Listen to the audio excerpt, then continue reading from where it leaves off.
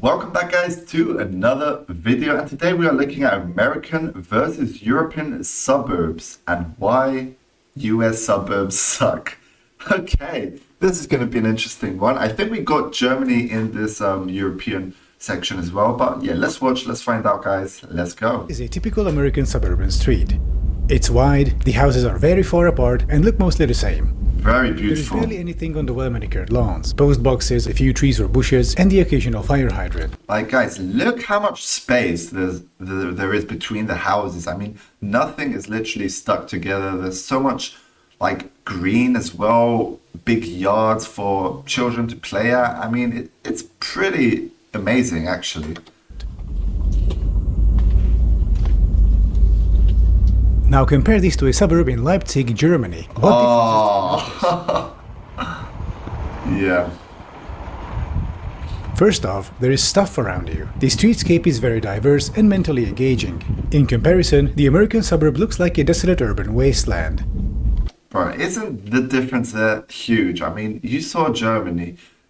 Literally everything is so close together. Buildings are stuck together. Cars in the streets, I mean, so many trees, I mean, it's crazy. Also in the European suburb, look at the that. Is narrow, there is a 30 km/h speed limit, and the buildings are close together. And you also have like a tram truck here, so... Do notice the tram tracks. In this suburb, you can live car-free. If you want to go to the center, you can either take the tram or ride your bike for 20 minutes on dedicated bike lanes. That's a good thing though, you know, because I mean, in America, they didn't have that, so they really do need to use a car in America. But in Germany, it seems like a car is not needed. I mean, you can go anywhere with just a tram, so that's very handy.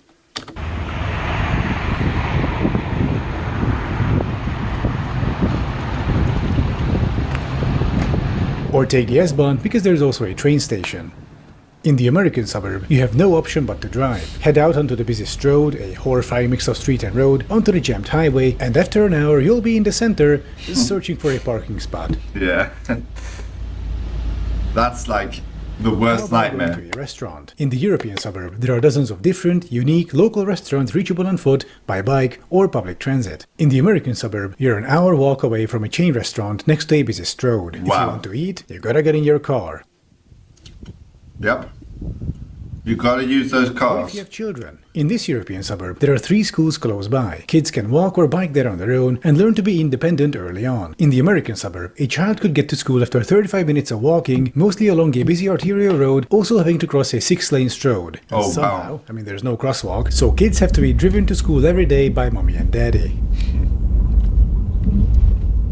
The same goes for sports. Over here, kids can take a 10-minute walk to the nearest sports field or a 3-minute bike ride on calm, safe streets on their own. In the US, it's a 40-minute march through a maze of streets, partially along a major That's transit insane. artery. Gotta get in the SUV and let mommy drive you to practice. This is where the term soccer mom originates from, by the way. People lament today's children for being overly dependent on their parents. But in such neighborhoods, children don't have a choice but to be dependent. I didn't even know that such word actually existed. Soccer mom. Okay, that's so American for sure. Otherwise, they cannot go anywhere. They are stuck at home. In contrast, in European suburbs, kids can be let out safely to move around on their own, to go to places they want to, without the need for the mommy and daddy taxi service. More freedom, I would say.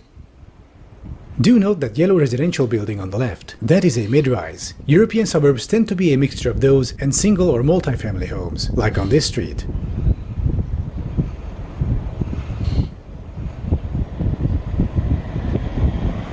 Zoning in US suburbs only allows for single-family homes, and they are usually placed very far apart, leading to low density and long distances. This makes public transportation non-viable. Over here in Europe, hundreds of people live within walking distance of this tram stop. In the US, if you put a tram stop here, you'd have a few dozen people living within walking distance. Meaning, even if you built public transit here, almost nobody would take it, because no matter how you build it, people would be too far away from it. If you're half an hour away on foot from the nearest tram stop, you'll take your car instead, and people do. So giant highways had to be built rammed right into the city, usually demolishing non-white neighborhoods in the process. The end result was mass motorization all across America, constant traffic jams, noise and pollution, but not for the suburbanites. It was the urban dwellers, particularly those who were poor, who had to live near high-traffic areas in cheap, low-quality housing. The suburbs also became a growth Ponzi scheme, where income from the suburbs couldn't cover future infrastructure overhauls, so the city had to expand and sell new properties constantly to get enough money to maintain what they already have. Not Just Bikes did a great video about this, link in the description. The Suburbs are a scam. Development were useful political tools in the 1950s to enforce a Christian conservative, white nationalist hierarchy within American society, where white men are on top, women are at home, fully dependent on their husbands, and where all resources are channeled towards the white middle and upper class in the form of billions in state subsidies. And the rest of society, poor people, non-whites, were left to fend for themselves in decaying urban centers, sucked dry financially by the parasitic suburbs around them. Okay, that's actually interesting. For conservatives in order to maintain the unequal status quo. And this phenomenon isn't unique to America. In Europe, as our cities transition away from cars, the opponents of this change are almost always conservatives. While the incumbent Paris mayor campaigned on eliminating 50,000 parking spaces, her conservative opponent, who looks frankly diabolical even by French standards, wanted to halt decongestion measures. In Prague, a city overrun by cars, conservatives keep screaming about the cyclo-fascists ruining the city after a shadow is painted somewhere. Meanwhile, conservative district mayors are busy turning sidewalks into parking lots. In Madrid, the conservative city leadership cancelled the ultra-low emission zones, leading to local protests to bring them back. Wow. In Budapest, we have Orbán's far-right conservatives screaming about how there is a witch hunt against drivers by the new center-left mayor, and complaining how in inner-city Budapest it's almost faster to walk now than to drive. Even in Germany, Bavarian conservatives are dumping money into highways while letting the rail network fall into disrepair. As a rule of thumb, in every city with decongestion measures, you'll also find conservatives screaming about the war on cars, the symbol of hierarchy in transportation, where the affluent suburban minority gets to occupy 80% of public space inside cities, compared to the more egalitarian space use of public transit and bicycles. God forbid you have to get out of your giant SUV of death and get on a tram with the peasants. Of course, upholding... Yeah, America do have big trucks. I can...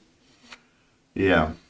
We all know that from movies especially. The conservative hierarchy isn't why suburbs are built today in the US. It's mostly just a necessary continuation of the Ponzi scheme that began with the first suburbs. Also, it's due to faulty zoning codes not allowing for mid-rise developments that would actually make more money for the city, increase density, and make public transit viable. In Europe, our suburbs are mixed, with both mid-rises, single and multi-family homes. They're an organic part of the city and contribute fairly to the local budget. There is also subsidized, affordable public transit. All in all, it's more egalitarian. And if the US situation sounds depressing in contrast, as an American, there are things you can do to potentially help change things. If there is a local transit riders union, go join it. Look if there are any initiatives on the ballot for traffic calming, bike lanes, etc. Show up to your local town hall meetings and advocate for zoning reform, ending parking minimums, and so on. If you're persistent enough, your ideas will be heard, and you can help push America back towards sensible, fair, more egalitarian urban planning, one neighborhood at a time. That's what I would do if I were you. Thank you for watching. Oh, and by the way, there is now a new membership option for my... Wow, so yeah guys, that was actually a very interesting video. I want you guys to tell me which